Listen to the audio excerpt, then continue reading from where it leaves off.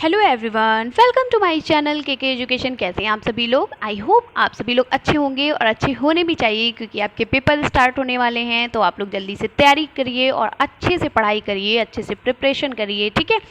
तो चलिए, आज मैं आप लोगों को डीएलएड फर्स्ट सेमेस्टर का पेपर कंप्यूटर की मैंने आप लोगों को अति लघु उत्तीर्ण प्रश्न नहीं कराया था। आज आपके 2016 से लेकर 2020 तक जितने भी अति लघु उत्तीर्ण प्रश्न हैं उनको कराऊंगी, क्योंकि आपको पता है 2022 का पेपर मैं पहले ही करा चुकी हूँ।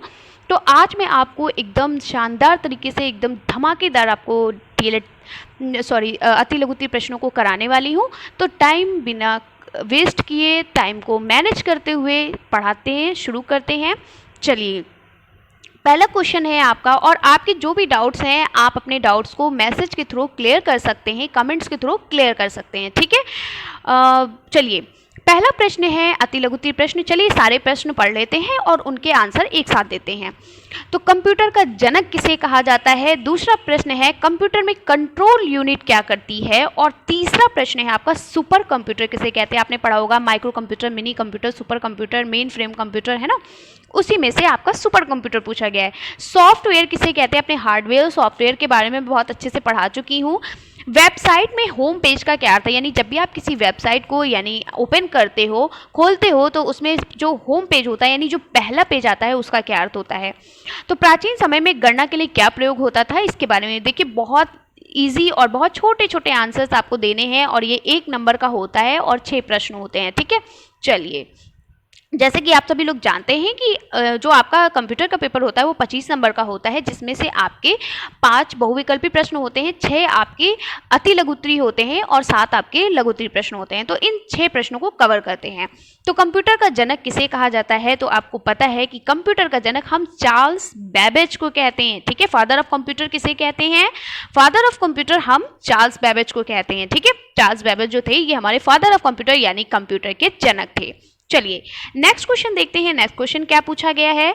कंप्यूटर में कंट्रोल यूनिट का क्या काम होता है? कंट्रोल यूनिट आपको पता है कि जो कंट्रोल यूनिट होती है इसका काम होता है, जिसको हम सीयू कहते हैं, है ना। कहते हैं कंप्यूटर में सीयू क्या होता है? ये आपका सीयू, इसको हम क्या कहते हैं? कंट्रोल यूनिट, ठीक है। कंट्रोल यूनिट होता है, अर्थमेटिक लॉजिक यूनिट होता है, ठीक है, मेमोरी यूनिट होता है। ये सभी किस में पाए जाते हैं? ये सभी आपके सीपीयू में पाए जाते हैं, ठीक है। किस में पाए जाते हैं ये सभी आपके सीपीयू के अंदर आते हैं, ठीक है। क्योंकि आपको पता है सीपीयू जो होता है ये एक क्या होता है? ये एक प्रोसेसिंग डिवाइस होता है, ठीक है। और सीपीयू को हम क्या कहते हैं? कंप्यूटर का दिमाग यानी ब्रेन ऑफ कंप्यूटर्स भी कहते हैं। और ये क्या करता है? इसके जो है प्रोसेस करने के सीपीयू के 3 तरीके होते हैं। एक आपका ये जो दिया हुआ है सीयू यानी कंट्रोल यूनिट, नेक्स्ट होता है, सेकंड होता है आपका एएलयू यानी अर्थमेटिक लॉजिक यूनिट, और एमयू यानी कि मेमोरी यूनिट। तो उसमें से आपका एक पार्ट पूछा गया है कि कंप्यूटर में कंट्रोल यूनिट का क्या संबंध होता है, क्या काम होता है।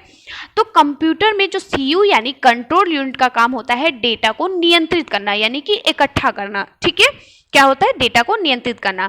अगर आपसे यहीं पर पूछ लिया जाता है कि एएलयू का क्या होता है? एएलयू का मतलब होता है arithmetic logic unit, logical unit. तो अर्थमेटिक यानी कि गणितीय, लॉजिकल की हिंदी होती है तार्किक यूनिट, ठीक है, क्षमता को।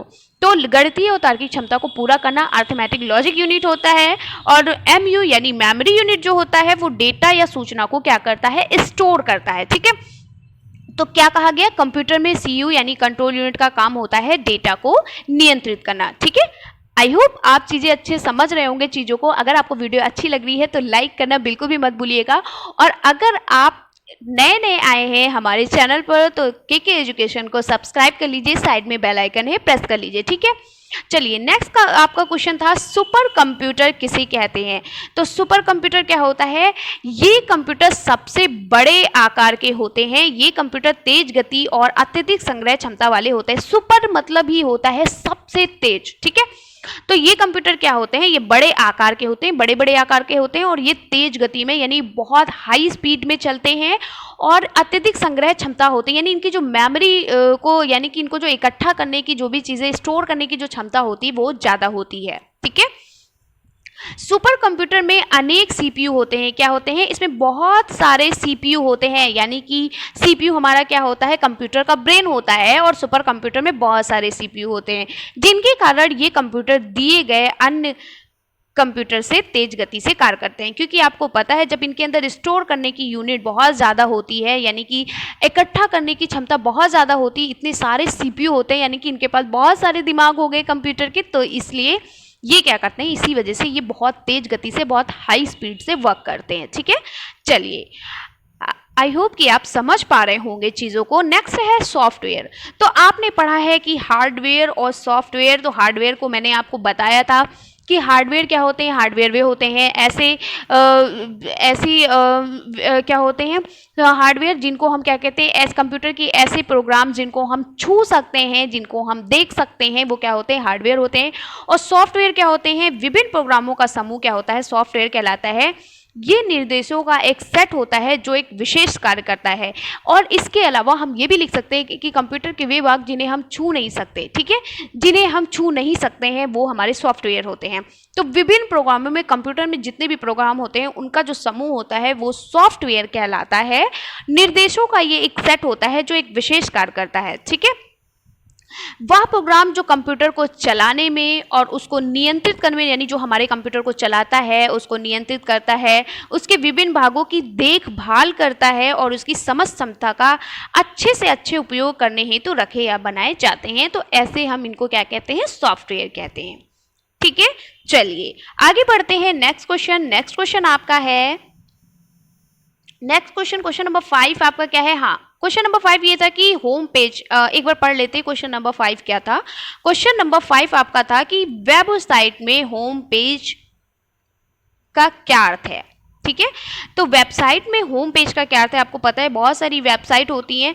तो जब भी आप किसी वेबसाइट को खोलते हैं, या फिर आप गूगल को खोले, या फिर गूगल क्रोम को खोलते हैं, या फिर यूट्यूब को खोलते हैं, किसी को भी, कोई भी आप वेबसाइट खोलते हो, तो क्या होता है, जब आप पहला पेज खोलते हो, होम पेज के एक ऐसे वेब पेज, यानी आप गूगल पे जाते हो तो आप किसी भी वेबसाइट को खोलते हो, तो उस वेब पेज को कहा जाता है, यानी होम पेज एक ऐसे वेब पेज को कहा जाता है जो किसी वेबसाइट का सबसे शुरुआती या सामने का पेज होता है।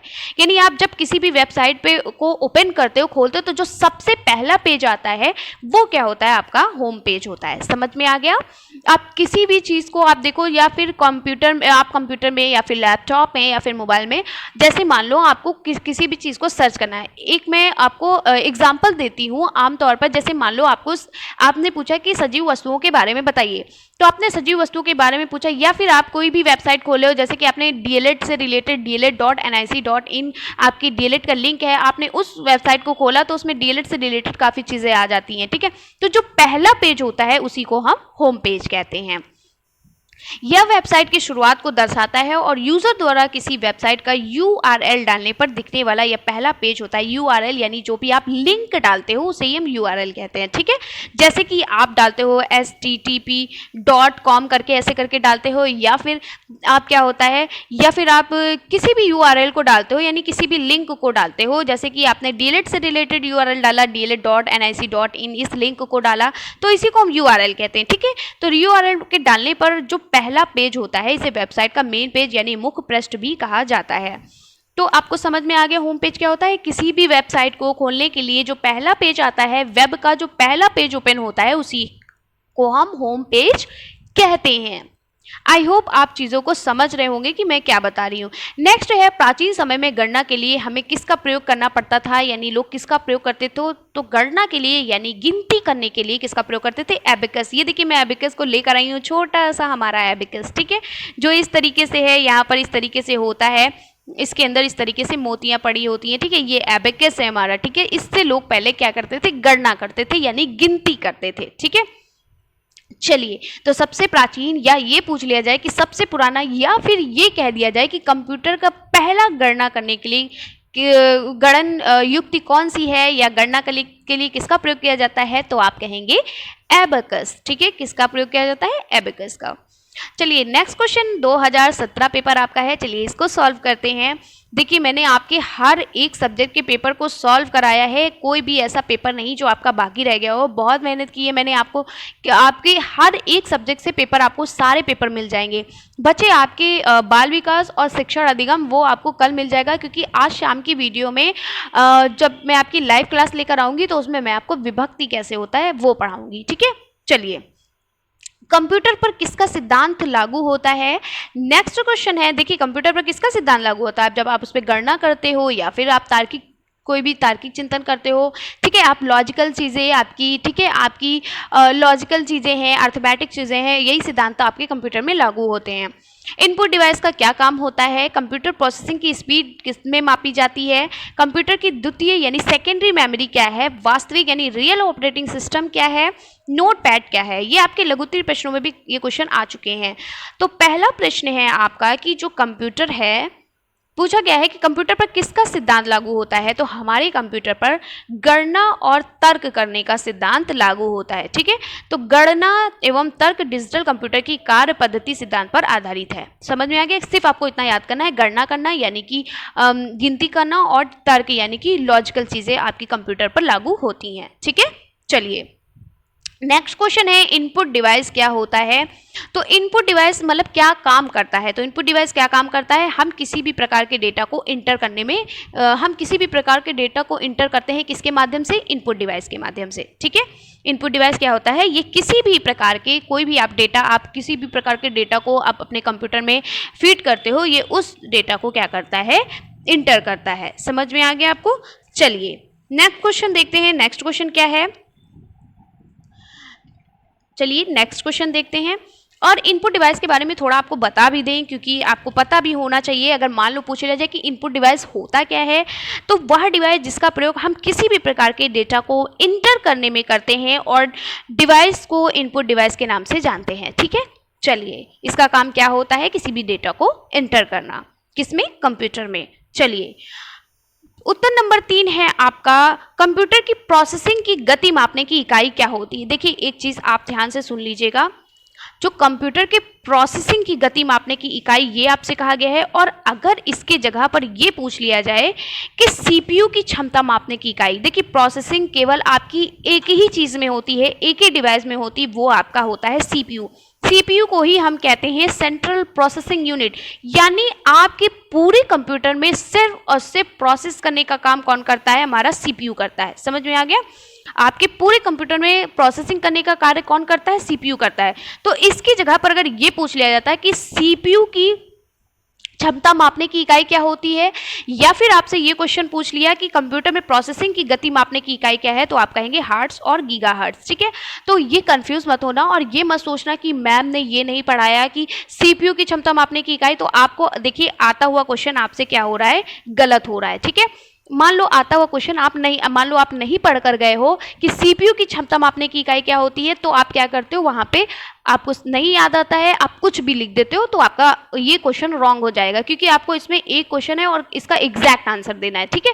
इस तरीके के क्वेश्चन में आपको एग्जैक्ट आंसर देना होता है, कुछ चीजें बनाकर नहीं लिखनी होती है। तो इतना आप सिर्फ दिमाग में याद कर लीजिए कि कंप्यूटर में प्रोसेसिंग का कार्य सिर्फ और सिर्फ सीपीयू करता है, क्योंकि सीपीयू को ही हम सेंट्रल प्रोसेसिंग यूनिट कहते हैं, ठीक है। याद हो गया?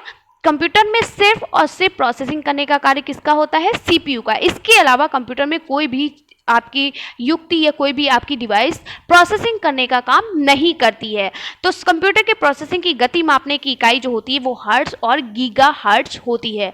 तो जुड़े रहिए मेरे साथ, स्किप मत करिएगा वीडियो को, क्योंकि देखिए कितने इंपॉर्टेंट और एक क्वेश्चन से कम 2-3 क्वेश्चन ऐड करते हुए भी मैं बता दूंगी कि इससे रिलेटेड आपके कोई भी क्वेश्चन आएंगे तो आपको कैसे करने हैं, ठीक है। चलिए, यानी कि इससे रिलेटेड कोई और भी तरीके से अगर आपसे क्वेश्चन पूछ लिया जाए और आपका आंसर आते हुए भी ना चूक पाए, ठीक है। कभी कभी आपको आंसर आते हुए भी अगर आप क्वेश्चन नहीं समझ पाते हो तो भी आपका आंसर चला जाता है। और ये एक ऐसा क्वेश्चन था क्योंकि कंप्यूटर के बारे में बहुत से लोग, कंप्यूटर से इतना ज़्यादा कंप्यूटर पेपर ऐसा है जो बहुत से लोग नहीं जानते हैं। वही जानते होंगे जिन्होंने कंप्यूटर कोर्स किया होगा या फिर कंप्यूटर का उनका सब्जेक्ट रहा होगा कहीं ना कहीं, ठीक है। तो जिनका नहीं रहा है तो वो रट के ही जाते। तो मैं नहीं चाहती अगर आप मेरे साथ जुड़े हैं तो रट कर मत जाइए, समझ कर जाइए, ठीक है। चलिए नेक्स्ट क्वेश्चन क्या था आपका? नेक्स्ट क्वेश्चन ये था कि चलिए देख लेते हैं क्वेश्चन नंबर 4 क्या था कि कंप्यूटर की द्वितीय मेमोरी क्या है। अब चलिए यहाँ से देखिए, मैं एक और डाउट आपका क्लियर करने वाली हूँ, बहुत इंपॉर्टेंट बात बताने वाली हूँ। अगर आपने राजन सीरीज या पवन सीरीज से पढ़ा होगा तो वहाँ पे एक साफ साफ गलत लिखा है ये कि हमारी जो सेकेंडरी मेमोरी है ये हमारी क्या होती है? अस्थायी मेमोरी होती है। ये आपकी राजन सीरीज और पवन सीरीज में लिखा है, जो सरासर गलत है, रॉन्ग है।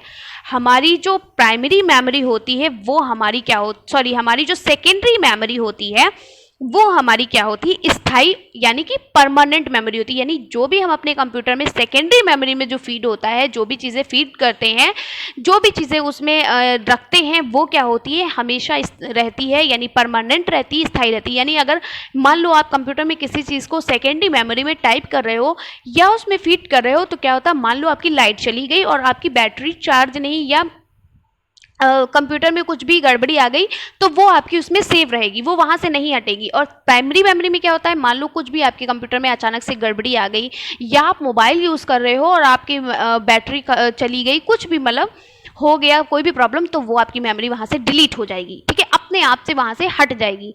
तो ये आपके जो आपका राजन सीरीज और पवन सीरीज है, प्लीज़ कृपया करके ध्यान दीजिए कि जो आपके राजन सीरीज पवन सीरीज में साफ साफ लिखा है सेकेंडरी मेमोरी जो हमारी होती है अस्थायी मेमोरी होती, जो रॉन्ग आंसर है, ठीक है, तो ध्यान दीजिएगा, ठीक है, रॉन्ग आंसर है वो। तो ऐसी मेमोरी जिसे हम अपनी आवश्यकता के अनुसार लगाते हैं और इसके अंतर्गत सेव डेटा को स्थायी या परमानेंट रूप से प्राप्त किए जाते हैं, ठीक है, जैसे कि आपका सीडी होता है, ठीक है, डीवीडी हो गया आपका, पेन ड्राइव हो गया आपका, मेमोरी कार्ड होता है, आपकी हार्ड डिस्क होती है, ये सभी आपकी क्या है, सेकेंडरी मेमोरी है।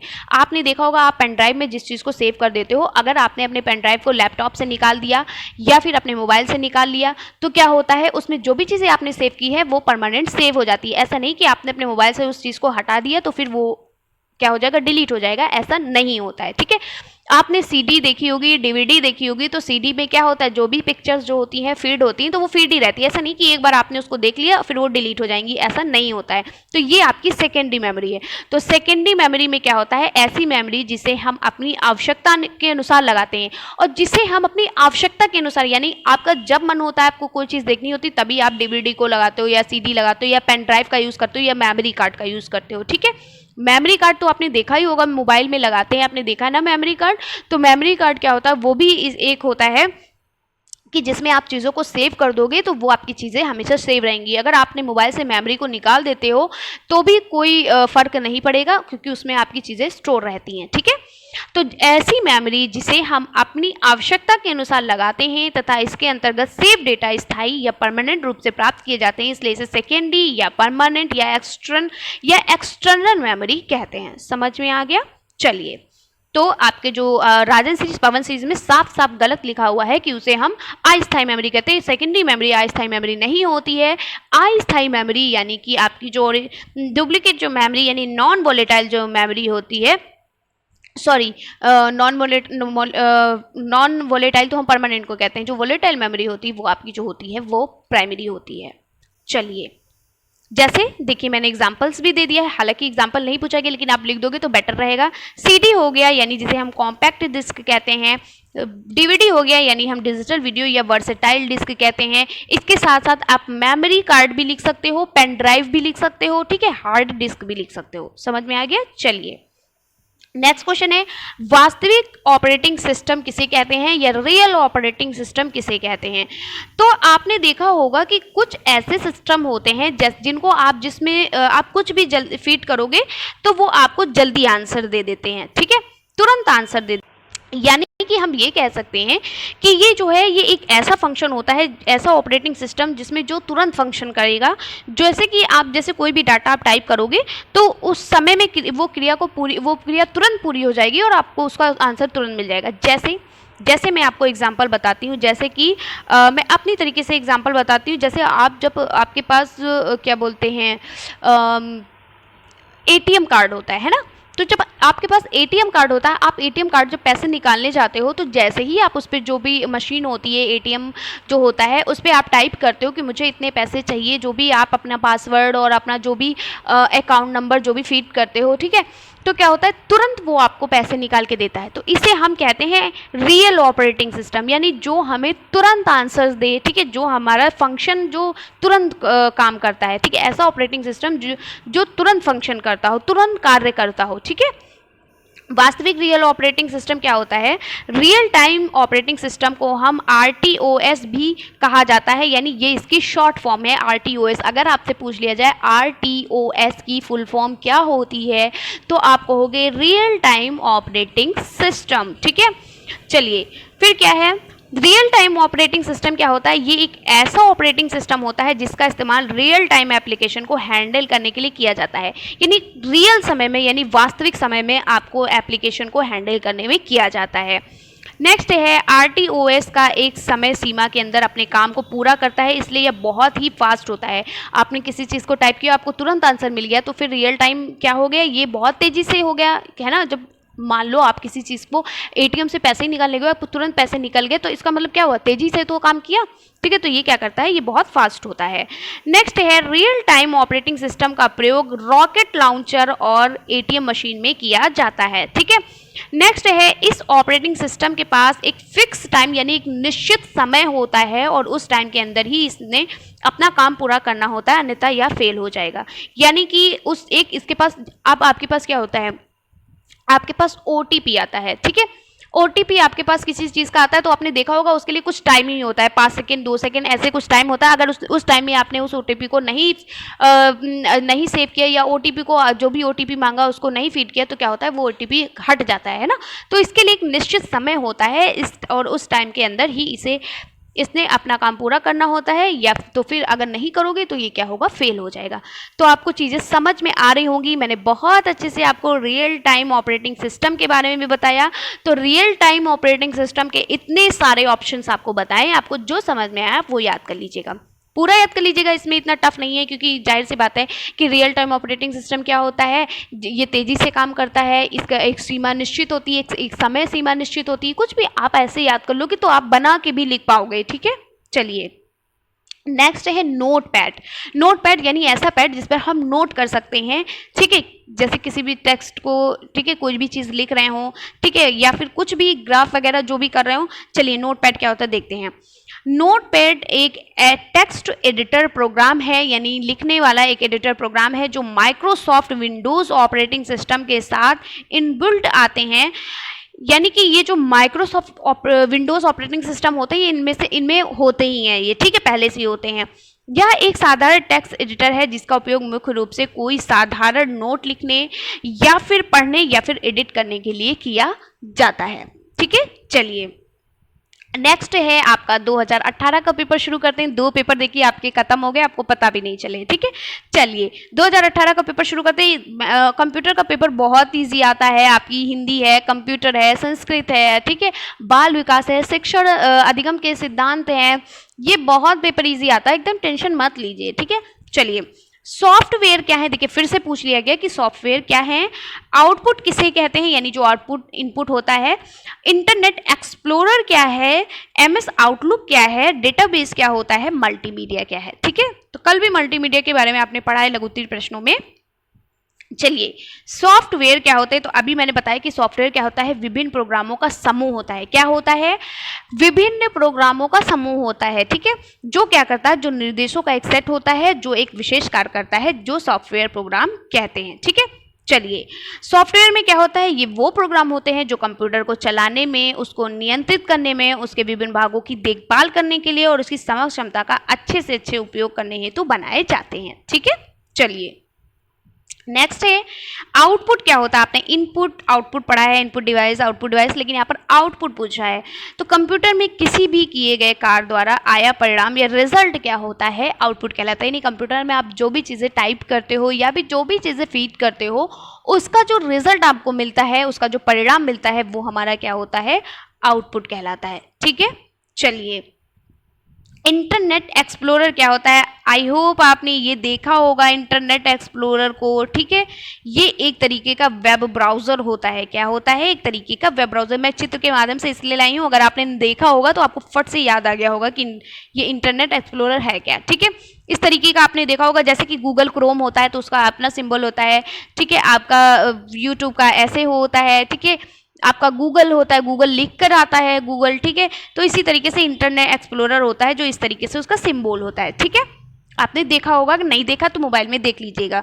तो इंटरनेट एक्सप्लोरर एक इंटरनेट वेब ब्राउज़र है। ठीक है, वेब मतलब होता है वेब, ठीक है, और ब्राउजर मतलब होता है चलाने वाला, यानी वेब मतलब होता है वेबसाइट, ठीक है, किसी वेबसाइट को चलाने वाला, ठीक है। तो ये वेब ब्राउजर का मतलब क्या होता है, किसी वेबसाइट को चलाने वाला। तो इंटरनेट एक्सप्लोरर एक इंटरनेट वेब ब्राउज़र है, यानी वेब को चलाने वाला एक ब्राउज़र है, जिसे माइक्रोसॉफ्ट इंटरनेट एक्सप्लोरर के नाम से भी जाना जाता है। इसका दूसरा नाम क्या होता है, माइक्रोसॉफ्ट इंटरनेट एक्सप्लोरर, ठीक है। जिस तरह आप गूगल क्रोम, मोजिल्ला फायरफॉक्स का यूज़ करते हैं, ठीक उसी तरह से ये भी इंटरनेट पर सर्च करके वेब पेज देखने के लिए यूज़ किया जाता है। इसको भी सर्च करके आप किसी भी वेब पेज को देख सकते हो या किसी भी वेबसाइट पे जा सकते हो, ठीक है। चलिए आगे बढ़ते हैं। नेक्स्ट क्वेश्चन क्या था, एमएस आउटलुक क्या होता है, ठीक है। एमएस आउटलुक क्या होता है, तो माइक्रोसॉफ्ट आउटलुक माइक्रोसॉफ्ट की ओर से पर्सनल इंफॉर्मेशन मैनेजर है। ये एक पर्सनल इंफॉर्मेशन मैनेजर होता है हमारा एमएस आउटलुक, और जो क्या करता है, जो दोनों रूपों में उपलब्ध है, ये पृथक अनुप्रयोगों के रूप में और साथ ही साथ माइक्रोसॉफ्ट ऑफिस का सूट के रूप में भी काम करता है, ठीक है। चलिए डेटाबेस क्या होता है, डेटाबेस के बारे में जानते हैं। तो उत्तर नंबर 5 आपका है डेटाबेस। तो अभी मैंने आपको बताया था, डेटाबेस पहले भी आया था कि डेटाबेस क्या होता है, तार्किक रूप से संबंधित सूचनाओं का एक व्यवस्थित संग्रह होता है, जिसे हम किसी भी सूचना को सरलता से एक्सेस कर सकते हैं, मैनेज कर सकते हैं और अपडेट कर सकते हैं, ठीक है। और डेटा को हम चाहे तो एडिट भी कर सकते हैं, चाहे तो डिलीट भी कर सकते हैं। समझ में आ गया आपको? इसका मतलब क्या है, मतलब हम आमतौर से ये भी कह सकते हैं कि हम अपने मन चाहे काम को कर सकते हैं, ठीक है। डेटाबेस के माध्यम से हम कंप्यूटर में अपने मन चाहे काम को कर सकते हैं। किसी चीज़ को हमारा मन करे तो हम उसको एक्सेस करें, हमारा मन करे तो हम मैनेज कर दें, हमारा मन करे हम किसी चीज़ को अपडेट करें, हमारा मन करे किसी चीज़ को एडिट कर दें, मेरा मन करे तो हम डिलीट कर दें, यानी अपने मन चाहे कार्य को कर सकते हैं। तो डेटाबेस क्या होता है, डेटाबेस तार्किक रूप से संबंधित सूचनाओं का एक व्यवस्थित संग्रह होता है, जिसे हम किसी भी सूचना को सरलता से एक्सेस भी कर सकते हैं, यानी हम किसी भी एप्लीकेशन को, किसी भी सूचना को, ठीक है, किसी भी डेटा को हम क्या कर सकते हैं, एक्सेस, मैनेज, अपडेट और डेटा को एडिट और डिलीट भी कर सकते हैं। चलिए नेक्स्ट है मल्टीमीडिया। मल्टीमीडिया तो आपने पढ़ा ही है, मल्टीमीडिया क्या होता है। मल्टी मतलब बहुत सारे, मीडिया मतलब विभिन्न विभिन्न प्रकार के प्रोग्राम किसी भी बात अथवा सूचना को शब्द, ध्वनि, ग्राफिक्स तथा एनिमेशन के माध्यम से एक साथ संपादित करना क्या कहलाता है, मल्टीमीडिया कहलाता है। चलिए अब आपका शुरू होता है पेपर नंबर 2019, ठीक है। 2019 के प्रश्न पत्र देखते हैं। आपको पता है मैंने 2021-2022 के प्रश्न पत्रों को करा दिया है, इसलिए मैंने यहाँ पर इसको ऐड नहीं किया है, ठीक है। अगर आपने नहीं देखा है तो जाकर देख लिए कि 2022 के भी मैंने अति लघुत्तरी, बहुविकल्पीय और लघुत्तरी प्रश्नों को करा दिया है। प्लेलिस्ट में जाइए, आपको सारी चीज़ें मिल जाएंगी।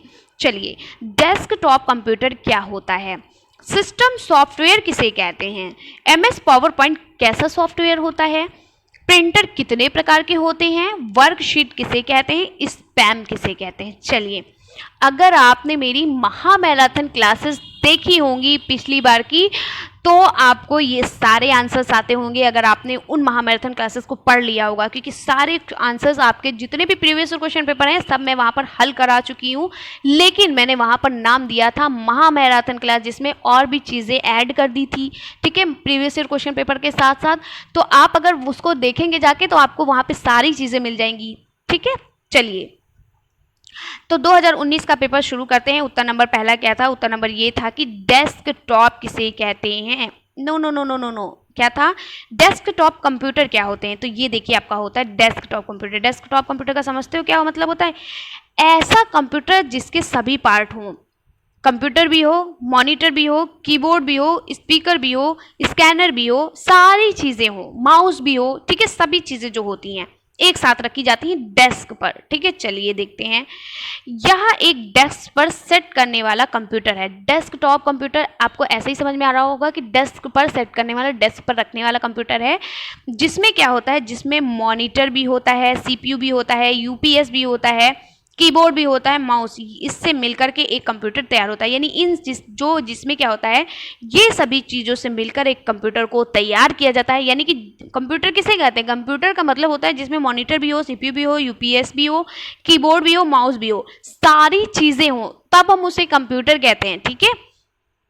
इसे ही हम लोग डेस्कटॉप कंप्यूटर कहते हैं। डेस्कटॉप कंप्यूटर को एक जगह सेट करके काम किया जाता है। आप इसे एक स्थान से दूसरे स्थान नहीं ले जा सकते, ले जाना बहुत मुश्किल हो जाता है, क्योंकि जब आप इसको ले जाओगे तो आपको ये भी ले जाना पड़ेगा, ये भी ले जाना पड़ेगा, ये भी ले जाना पड़ेगा, ये भी और ये भी। क्या इतनी चीज़ें संभव है एक साथ लेकर चलना? नहीं। समझ में आ गया डेस्कटॉप क्या होता है? जहां पर क्या होता है, monitor, CPU, UPS, keyboard, mouse मिलकर एक कंप्यूटर तैयार करते हैं, इसे हम डेस्कटॉप कंप्यूटर कहते हैं। और डेस्कटॉप कंप्यूटर को एक जगह सेट करके काम किया जाता है। ठीक है, चलिए नेक्स्ट क्वेश्चन है सिस्टम सॉफ्टवेयर क्या होता है?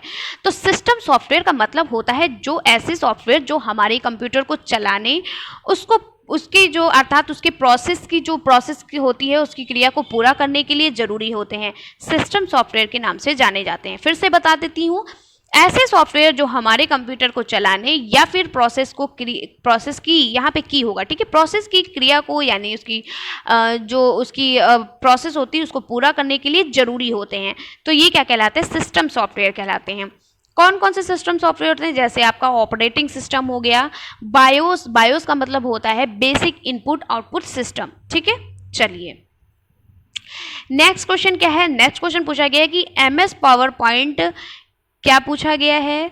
एमएस पावर पॉइंट कैसा सॉफ्टवेयर है? ठीक है, तो एमएस पावर पॉइंट कैसा सॉफ्टवेयर है? ये एक एप्लीकेशन सॉफ्टवेयर है। कैसा सॉफ्टवेयर है? ये एक एप्लीकेशन सॉफ्टवेयर है। माइक्रोसॉफ्ट ऑफिस के अंतर्गत पाया जाता है। कहाँ पाया जाता है? माइक्रोसॉफ्ट ऑफिस के अंतर्गत पाया जाता है, जिसके द्वारा स्लाइड क्या की जाती है? स्लाइड तैयार की जाती है। इसका काम क्या होता है? स्लाइड को तैयार करना। इसका काम होता है स्लाइड को तैयार करना। ठीक है, इसका काम क्या होता है?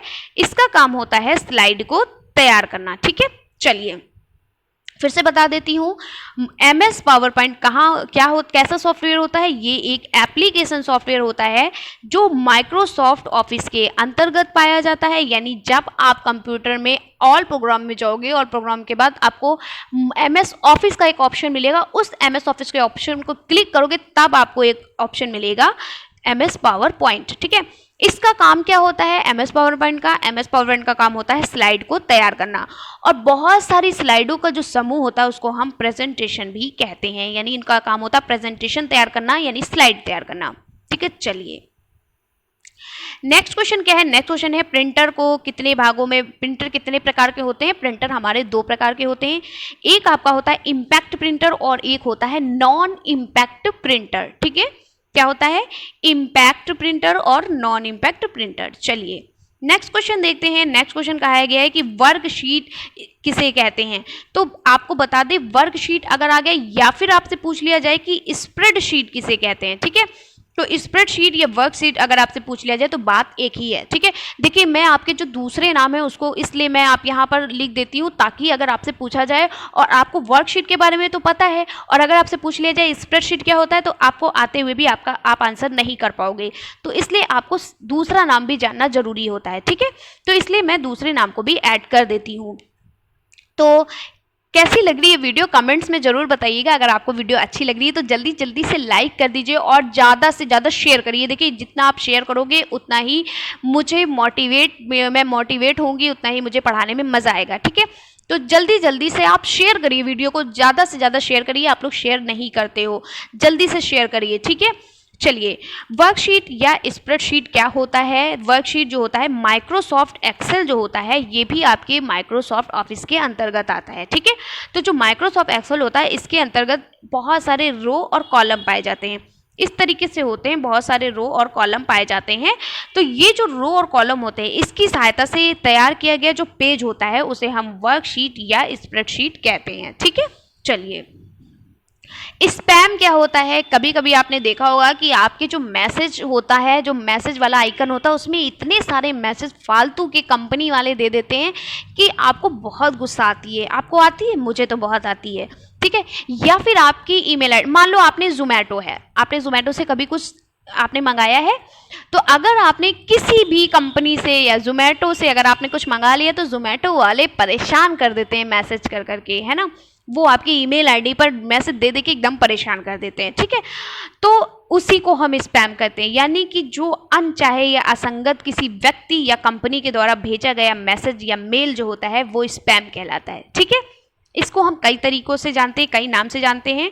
स्पैम भी कहते हैं, जंक मेल भी इसको कहते हैं, अनवांटेड मेल भी कहते हैं। अगर आपसे पूछ लिया जाए कि स्पैम किसे कहते हैं, तो किसी असंगत या अनचाहे व्यक्ति या कंपनी द्वारा भेजा गया मैसेज या मेल स्पैम कहलाता है। ठीक है, और स्पैम को या फिर आपसे जंक मेल पूछा गया तो भी स्पैम ही होगा, यानी कि जो आपके अनचाहे मैसेज होते हैं।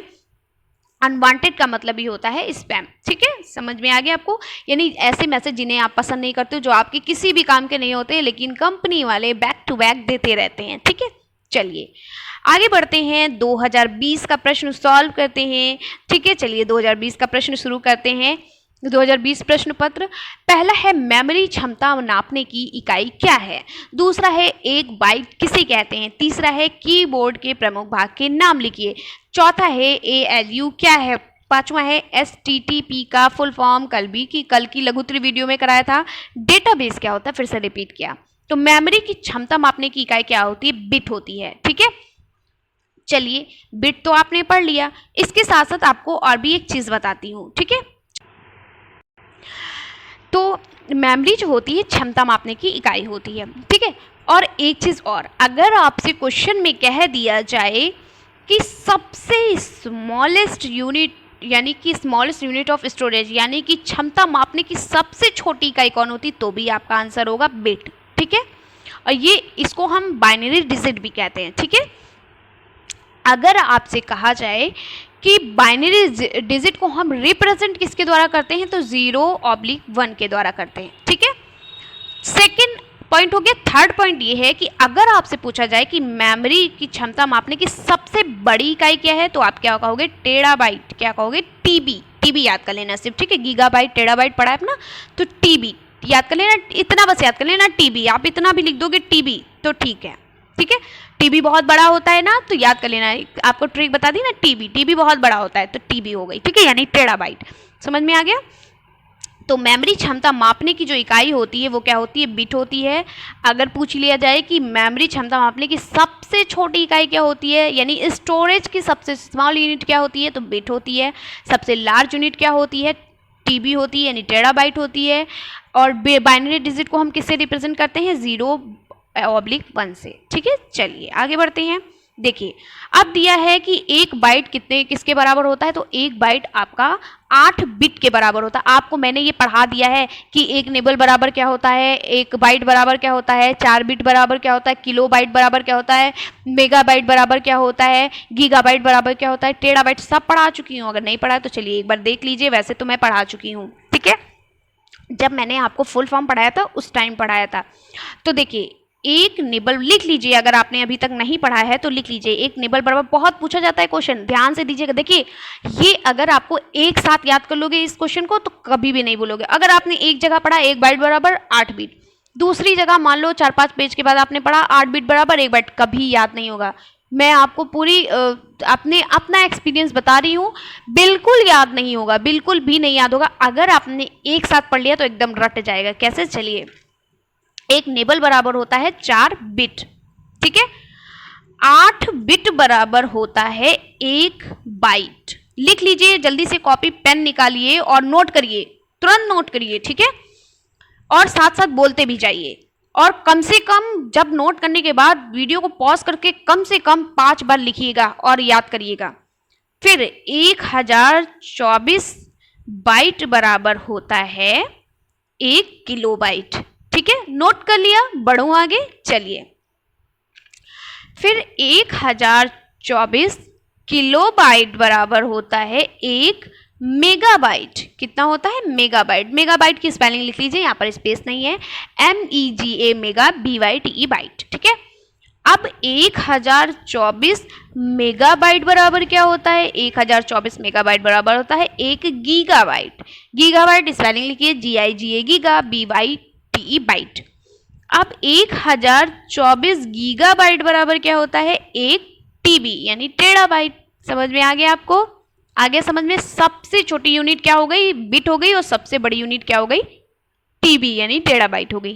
ठीक है, नोट कर लीजिएगा, अब आप कभी नहीं भूलोगे, अगर आएगा पेपर में फट से कर लोगे। ठीक है, चलिए क्वेश्चन नंबर 3 था कि कीबोर्ड के प्रमुख भागों को कितने भागों में बांटा गया है। तो कीबोर्ड के प्रमुख भागों को हम उनकी की के आधार पर बांटते हैं। आपको पता है कीबोर्ड में क्या होता है, कीबोर्ड उनके अंदर क्या होती है, कुंजियां ही तो होती हैं, की ही तो बनी होती है, यानी आपकी जो की होती हैं जिसमें आपके नंबर्स होते हैं, आपकी फंक्शंस की होती हैं, ये सभी तो होती। तो आपको जो कीबोर्ड होता है उनको की के द्वारा बांटा जाता है। ठीक है, चलिए, तो कीबोर्ड के प्रमुख भागों को हम की के अनुसार बांटते हैं या की के आधार पर बांटते हैं। कौन कौन से? पहला है अल्फा न्यूमेरिकल कुंजियां।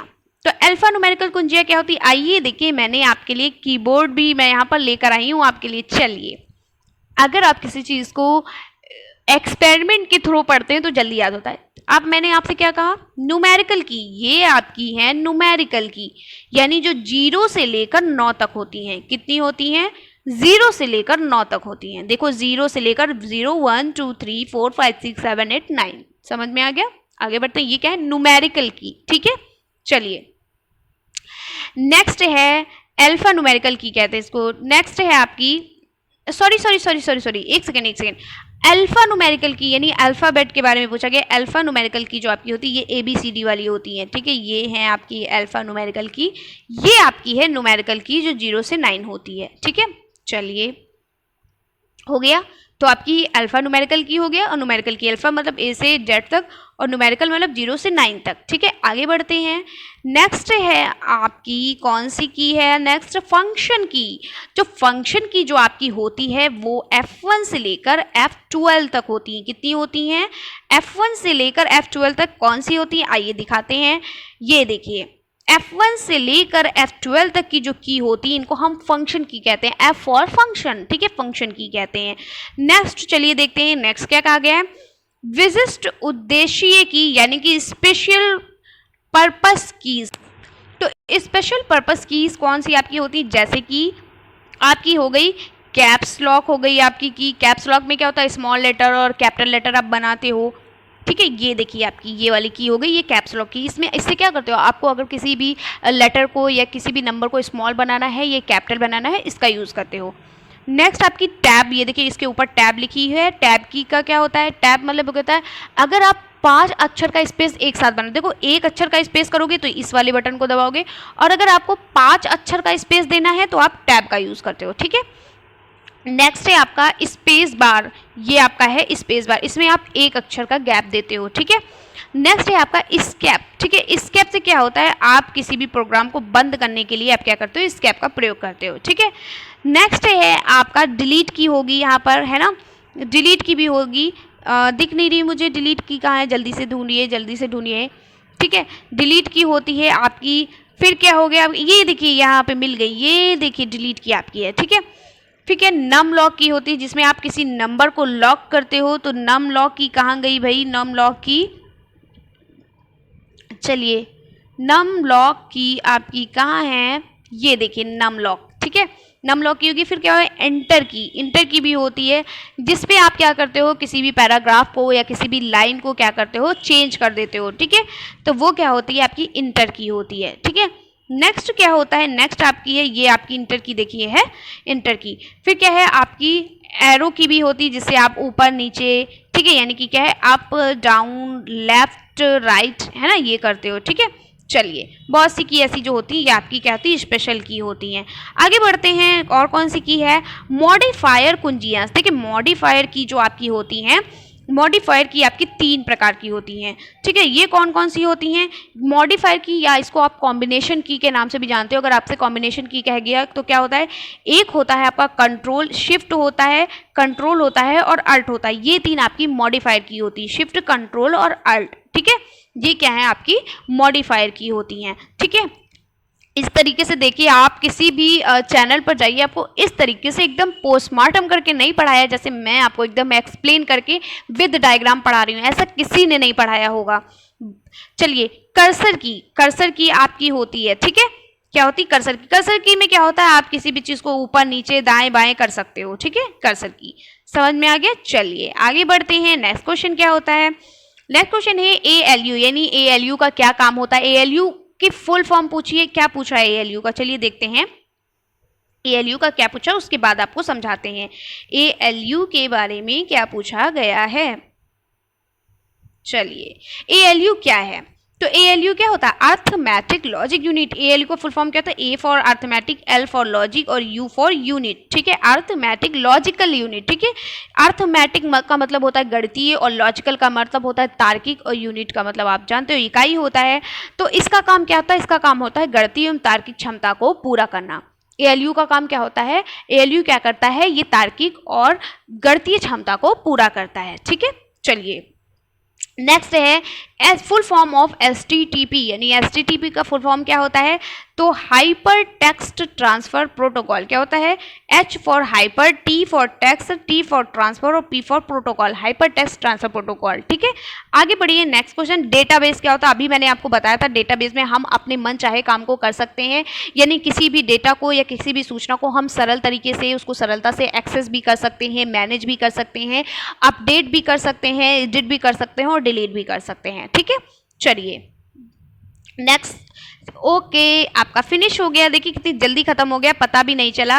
तो कैसी लगी वीडियो कमेंट्स बॉक्स में जरूर बताइएगा, और आपको चीज़ें समझ में आई कि नहीं आप लोग कमेंट्स में बताइएगा। आप लोग बहुत प्यार देते हो, उसके लिए बहुत बहुत धन्यवाद। देखिए वीडियो को बहुत सा शेयर करिए, जितना आप शेयर करोगे उतना मैं अच्छी अच्छी चीज़ें आपके लिए लेकर आऊँगी, ठीक है। तो एक चीज़ का ध्यान दीजिए, कल क्या हुआ कि टाइपिंग में जो आपके लघु उत्तरीय प्रश्न उसके टाइपिंग में थोड़ी मिस्टेक हो गई, ठीक है। मिस्टेक ये हुई थी, तो मिस्टेक ये हुई थी कि मैंने आपको रैम और रोम के बारे में बताया था, यानी आपको रैंडम एक्सेस मेमोरी और रीड ओनली मेमोरी के बारे में बताया था, लेकिन वहाँ पर क्या था, टाइपिंग में थोड़ी सी मिस्टेक हो गई थी। टाइपिंग में मिस्टेक होने की वजह से जो वहाँ पे जो लिखा था मैं जल्दी में वो मैंने ध्यान नहीं दिया, और मैंने वही चीज़ जो टाइपिंग पे लिखी हुई थी वही मैंने क्या कर दी, आपको बता दी, ठीक है। लेकिन आपने कहा कि मैम रैम की फुल फॉर्म होती है रैंडम एक्सेस मेमोरी, तो ये एकदम सही है, ठीक है। रैम की फुल फॉर्म होती है रैंडम एक्सेस मेमोरी, आपकी बात एकदम सही है, ठीक है। मैं आपकी बात से सहमत हूँ। क्या होती है? रैंडम, RANDOM रैंडम, एक्सेस की क्या स्पेलिंग होती है? ACCESS, ठीक है, एक्सेस, और मेमोरी MEMORY, ठीक है, मेमोरी। तो रैंडम एक्सेस मेमोरी, ठीक है, ये होती है रैम की फुल फॉर्म, ठीक है। रैम की फुल फॉर्म क्या होती है? रैंडम एक्सेस मेमोरी, ठीक है, ठीक है। ऐसी मेमोरी जिसमें हम किसी भी डाटा को जब सेव करते हैं तो लाइट के चले जाने पर आपकी क्या होती है, जो वो आपने जो भी डेटा को सेव किया है वो गायब हो जाता है, ठीक है। तो इसे हम कहते हैं रैंडम एक्सेस मेमोरी, ठीक है। तो राम का फुल फॉर्म क्या होता है? Random access memory. और रोम का फुल फॉर्म होता है रीड ओनली मेमोरी, ठीक है। क्या होता है? Read only memory. तो कल की वीडियो में थोड़ा सा ये गलती हो गई थी, उसके लिए सॉरी, क्योंकि उस पर जैसा टाइपिंग जैसी हुई थी वैसे ही मैंने आपको पढ़ा दिया, ठीक है। थोड़ा टाइपिंग की वजह से वहाँ पे मिस्टेक हो गई, ठीक है। वैसे भी मुझे ध्यान देना चाहिए था टाइपिंग से क्या होता है, लेकिन हो सकता है मैंने शायद जल्दबाजी में वही बोल दिया, ठीक है। और रोम का अगर पूछा जाए रोम क्या होता है, तो रोम जो होता है वो होता है रीड ओनली मेमोरी, ठीक है, रीड ओनली मेमोरी, ठीक है, रीड ओनली मेमोरी। तो रीड ओनली मेमोरी क्या होती है? ऐसी मेमोरी जिसके अंतर्गत आने वाले डेटा लाइट के जाने पर कभी गायब नहीं होते, यानी जो परमानेंट, यानी जो नॉन वोलेटाइल, यानी जो स्थायी मेमोरी होती है। और रैम जो आपका होता है वो आपकी वोलेटाइल, यानी कि आपकी जो है परमानेंट मेमोरी नहीं होती है, ठीक है।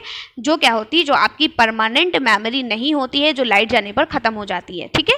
तो आई होप आपको चीज़ें अच्छी लगी होंगी। अगर आपको चीज़ें अच्छी लगी तो प्यारा सा लाइक करना बिल्कुल भी मत भूलिएगा। Thanks for watching my video को पूरा देखने के लिए आप लोगों का बहुत बहुत धन्यवाद। इसी तरीके से मुस्कुराते रहिए, स्वस्थ रहिए, और अगर चैनल पर नए हैं, चैनल को सब्सक्राइब नहीं किया तो सब्सक्राइब करिए। और सबसे इम्पॉर्टेंट बात है भाई, हमारे चैनल को, हमारी वीडियोस को, ये हमारी अपनी वीडियो है, आपकी भी है, मेरी भी है, और इनको शेयर करिए, ठीक है। तो चलिए मिलते हैं इसी तरीके से नेक्स्ट वीडियो में, तब तक के लिए बाय बाय, टेक केयर।